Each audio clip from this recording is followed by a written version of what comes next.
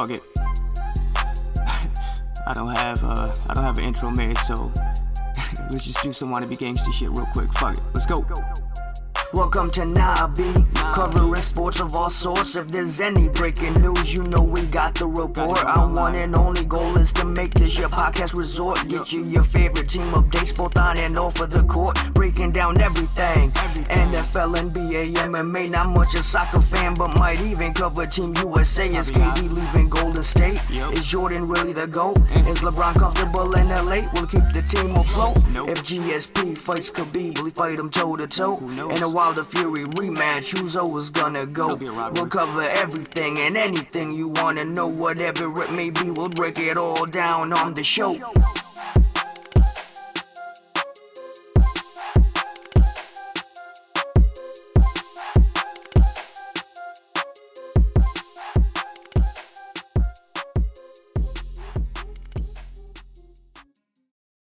Alright, so because I completely forgot, because I'm a fucking idiot, I forgot to give my 3 sponsors a shout out, starting with Smoky Hash, producer of great CBD products between edibles, lotions, oils, whatever you think, whatever you want, he can make.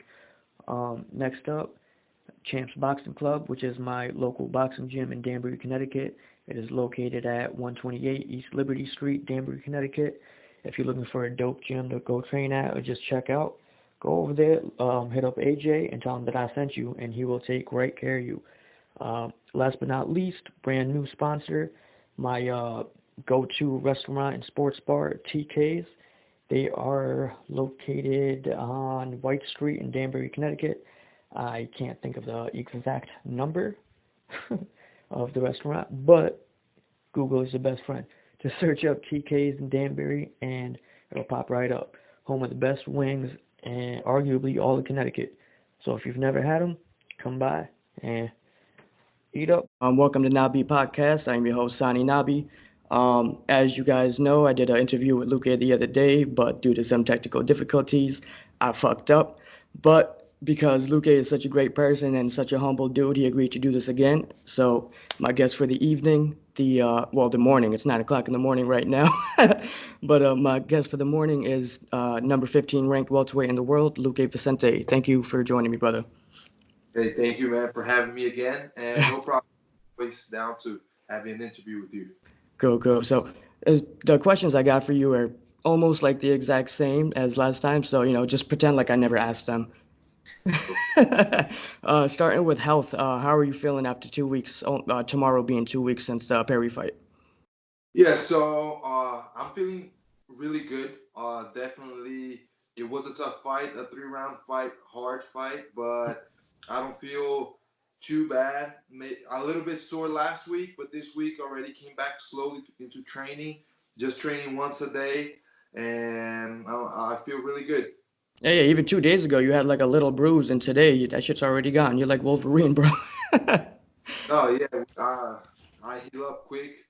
That's good. I mean, after Barberina's fight, I also was a little banged up, and quickly I healed up. I had to get married after that. Right. So it's good to have this. Thank God I heal up quick. Cool, man. Second question. There's a lot of people questioning the judge's decision, of course. After me watching the fight twice, I thought you won it rounds 2 and 3, solidly. But of course, with the broken nose and Perry's fan base and everything like that, people seeing his toughness, I could see why people's gonna feed into that. What were your thoughts on, people saying it was a robbery and shit like that? And after the fight was over, did you think that you won it, solidly, or were you a little worried before the judges made the call? Yeah, so once the fight was done, I was pretty sure I got that fight. I had no doubt in my mind I got the win. And so when the judges started calling and they said Mike Perry, then my name, I was kind of a little bit worried. I'm like, wow, I thought I got this fight easy, like in my mind at the moment. Right. Once we watched the fight a couple of times, I realized it was much, much closer than I had anticipated. But I still think I won. Just like you said, I think I got rounds 2 and 3, especially the round. That's the most clear round, in my opinion, of the whole fight. I think 1 and 2 are really close. I think he got round 1. I think I got round 2. But overall, I mean, I think it was a close fight. I agree with the decision. I think I got the win, but at the same time, it could have gone his way, and maybe in that situation would be my fans, complaining about it. And at the end of the day, there is not much we can do. I'm happy with my win. I went out there, put in the work. Perry went out there and also put in the work. He did a great fight. So it went my way, and I'm just gonna keep working and keep grinding to get to the top. Right, you can't worry about too much about what everyone says after the fight like that, right? Yeah, for sure, man. I just think, I went there and did what I had to do. I put on the pressure the way I wanted to. I withstood, the pressure that Prairie brought because he really brought all he had, and I could feel it. But I stood that and imposed my will and got the win. Cool, man. So the question that everybody wants me to ask is that knee. So when you landed it, did you know that the damage that you did with that shit once that fucking shit cracked? So I didn't really know the kind of damage that had happened. I knew that I landed it, but I didn't know where I had landed it. So once I landed, I got to the ground. He grabbed my leg and he kept going. Like he pushed me back to the cage, and I felt like okay, I landed the knee, but he didn't feel nothing at all in my mind. So let me just keep fighting. And he tried to take me down. I got the guillotine and went with the takedown and try to get that finish. So only once we finished the fight, once we were up, that's when I really saw how his nose was. Yeah, when the fight ended and you walked up to him, that was like right when you noticed it. Yeah, exactly. I went to talk to him and talk pay my respects for such a fight that we had. He is a beast, and that's when I realized his nose was broken. I was a little. It's what happens in the fight game. Sometimes it is what it is. We can't do much about it. I'm there trying to get the finish. Did you say anything to him about it, like right when you noticed it, or you were just in your head like, oh fuck? No, I didn't say anything about his nose at the moment. And, if I could say something, I would just hope that he recovers quick. I know he's a tough guy. I saw his interview with Ariel, and, he went through some pain getting that nose back, but he's the kind of guy that will bounce right back of something like this. So I know he's going to recover quick and get back to the gym. Yeah, yeah, in that interview with Ariel, you can't even tell. You just see like a little swelling around his nose, and he seems fine as fuck. He's good to go. But after the fight, there was some posts. I think like one post with you guys each talking about training with each other. Was that like something randomly brought up after the fight, or was it something like you guys talked about backstage beforehand? No, we had never actually talked about that, but I know Phil. Phil Rose. He fought on Contender Series, and now he's in the UFC. But I know him. I've trained with him in Florida before, and I've always had a plan to go, over there train with these guys. I also know a little bit Jacare. I know Alan Nugechi. So I know some guys at the gym over there. I've always had a plan to go there. Maybe spend a week or something training. Mm. And obviously Mike Perry being from there, I think he has heard about that maybe. And I have a lot to learn from him, and he has a lot to learn from me. In a fight like that, both of us had good moments. Both of us found holes in each other's game. So I think it's just something that it makes sense. It makes sense for me to go and learn from him, and vice versa. So I think it's something that will happen in the future.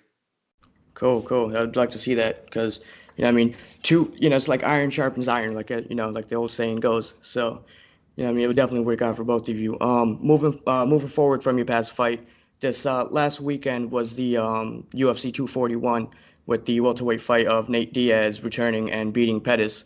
And with him doing so, he jumped right into the rankings into number 7, which pushed you back to number 15. Moving forward from your fight with Perry, which ranked guy would you like to fight? Going forward. Yeah, right now, the welterweight division is a really stacked division. A lot of lightweights are coming up, and guys that were apparently retired are coming back, like Nate, for example, and doing good. So they are obviously come in ranked, and I'm just looking for a guy inside the top 10. I think Wonder Boy would be one of the fights to make. I think his style matches my style, and for the fans, it would be definitely a great battle. He's more of a, kind of tries to keep the distance, karate style. I'm always walking down my opponent's Muay Thai style, so I think it would be a great fight. But anyways, I'm looking for anybody in the top 10. Gotcha. Now, if I were to play matchmaker, could you just give me your quick thoughts on some of these fighters? I changed them up just so they're not the same ones as last time.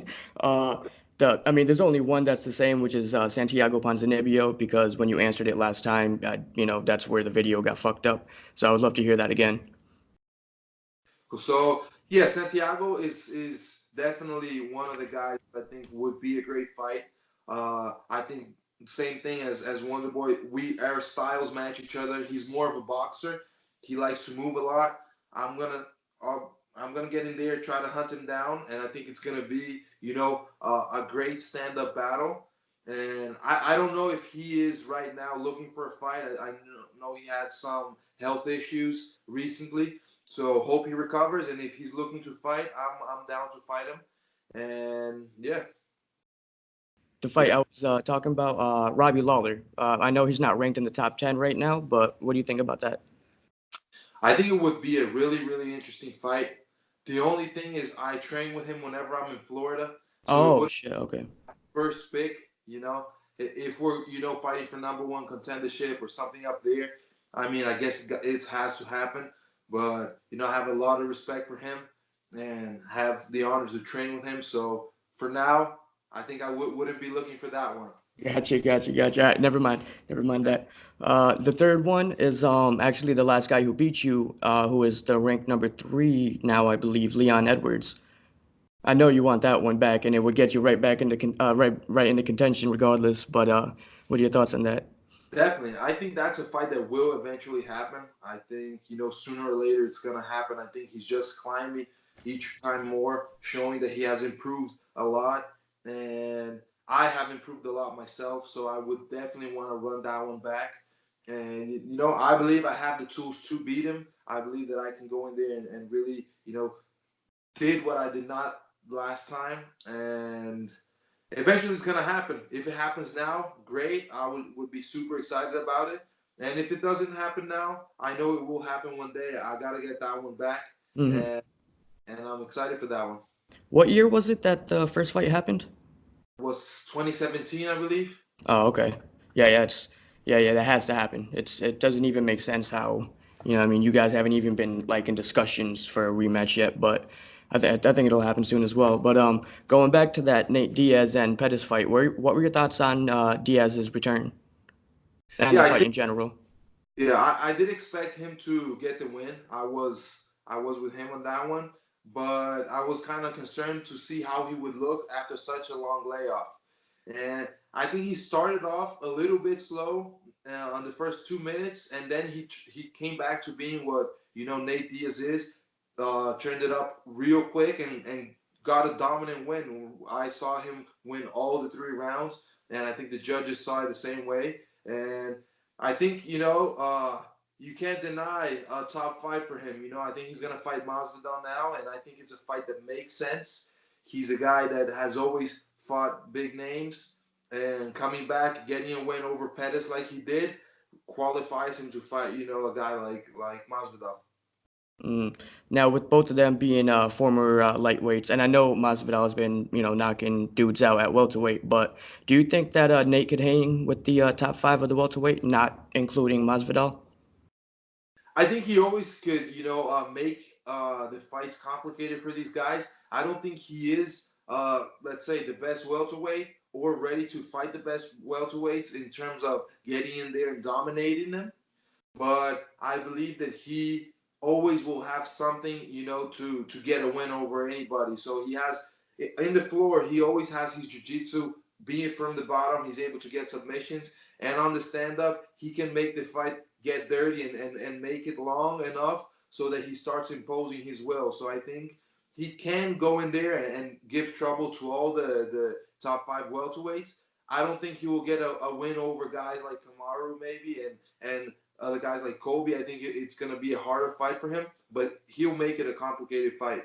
Okay, I got you. Speaking of Kobe and Usman, it's rumored that they might be fighting in MSG. If it does happen, what are your thoughts and prediction for that fight? I really see Kamaru dominating that fight. I trained with Kamaru myself, so I know that he's a real tough guy everywhere. And I think Kobe is kind of a similar style. He's a wrestler with some striking, but I think Kamaru is more complete and is stronger. He can put, his strength and dominate him in wrestling. And once they stand up back up, I think he's just gonna have more power in the striking. Gotcha. So, all right. So you just think complete domination for Usman. Yep. Gotcha. All right. I honestly hate bringing this fucking guy up, but he's been in interviews. Nobody gives a fuck what I think. Everyone wants to hear what, the guest thinks. So, but I'm not even gonna use his name. But that fucking Irish guy was on ESPN last night. I'm not sure if you saw that bullshit, but if you did, what were your thoughts on that?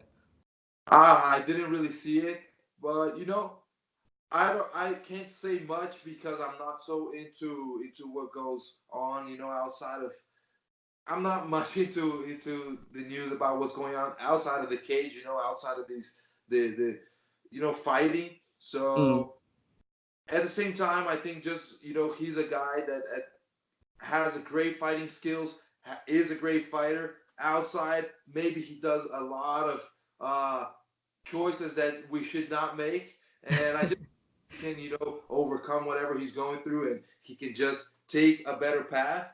And if he comes back fighting, I hope he does it at a high level, and then he keeps on fighting like he used to in the past. I got you. You professional. You're too professional, Luque. And I'm uh, a professional guy. That's what I do. I just train hard and fight, and anything else is not with me. I'm not I, about talking shit and stuff. I got you. I got you. All right. Last question. Just to wrap this up before the video ends up fucking up on me again. But last question. Something random, has nothing to do with fighting. Really quick. You got 10 seconds to answer. Your favorite movie, song, and food of all time. Go. Favorite movie gotta be Fast and the Furious. Favorite song, I don't know. I'm gonna go with the song that I enter is Trop Killers, Baby Baby. And Gotcha. what's the last one? Favorite food. Favorite food. That's hard. I would say Brazilian barbecue, but I got a lot of favorite foods. Okay, cool, cool. Just under the 10-second mark. That's good. All right, man. I want to wrap this up. Listen, man, I want to thank you so much for, agreeing to do this again. Technically a third time because the video cut off on us earlier again. But thank you for being such a professional and so humble to do this. I appreciate it, especially at 9 o'clock in the morning. I know it's not really the best way to start, a Friday for everyone. But thank you for this, and thank you for being you. Such an entertaining fighter, a fighter who cares more, but just as much to entertain the fans as much as winning. And me and fighters like you is what makes this sport what it is. So thank you for that, and thank you for your time, brother. Hey, thank you. I appreciate it. I think guys like you are the ones that grow MMA, get us out there. Get guys like me and show them what fighters are besides only fighting. And keep up the good work. Appreciate it, and I will keep doing what I do. Go out there and give all that I can so that the fans have the best fight. Definitely, I appreciate that, brother. We'll definitely have to do it again whenever you get something lined up. We'll talk about it before, like month or two before, 2 weeks before, if you have time in between training camp or whatever. That I'd appreciate that. That'd be cool. Sure, let's do it. Cool, cool. I also got to send you that hat too, so I'm gonna get that address from you later, and I'm gonna get that sent out to you. Cool. All Let's right. do it. Cool. All right, guys. Thanks for tuning in. This was Nabi Podcast. I'm your host, Sani Nabi, and my special guest today was Luque Vicente. Thanks to him for joining us, and we are out. See you guys.